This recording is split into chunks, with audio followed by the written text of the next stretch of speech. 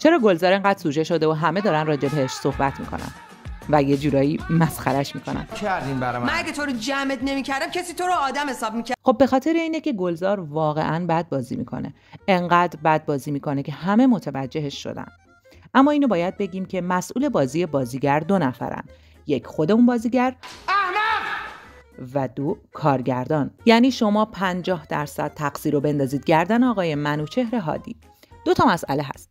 اولیش این که اصلا چرا این بازیگر رو انتخاب کرده و دومیش این که چرا روی بازی بازیگر کار نکرده. گلزار توی این کارنامه درخشانش حداقل یه بازی خوب داره. برای مثال بوتیک. آقای حمید نعمت‌الله تونسته بود یه بازی قابل قبول از این بازیگر بگیره. اما منوچهر هادی نه.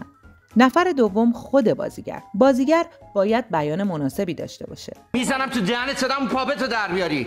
باید حسش رو خوب ارائه بده. باید کلمات رو خوب و درست ادا کنه و جوری که به شخصیت مربوط باشه. برای مثال این کاراکتر مدت زیادی سمت جنوب شهر زندگی می‌کرده. یعنی احتمالاً لحنش نزدیک به بچه‌های جنوب شهره. یا مثلا تیکه کلام‌های اونا رو داره. اما اصلاً ما هیچ چیزی نمی‌بینیم. حتی یک لحظه اصیل. یک لحظه که یکی از اینا رو توی لحنش داشته باشه. من نیدی واسه سگ چیکار کرد کثافت. زشته تو بری منو.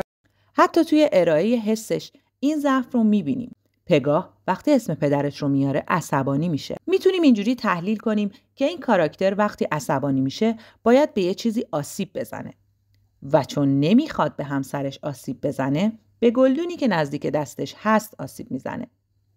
اما خب ما نه خشم درستی میبینیم و نه عشقی به همسر. کلا ما چیزی نمیبینیم. آقای گلزار رو میبینیم که خودشه کاملا. خب شما چه ایرادی تو بازیش میبینید؟ هر چیزی که هست برای من کامنت کنید.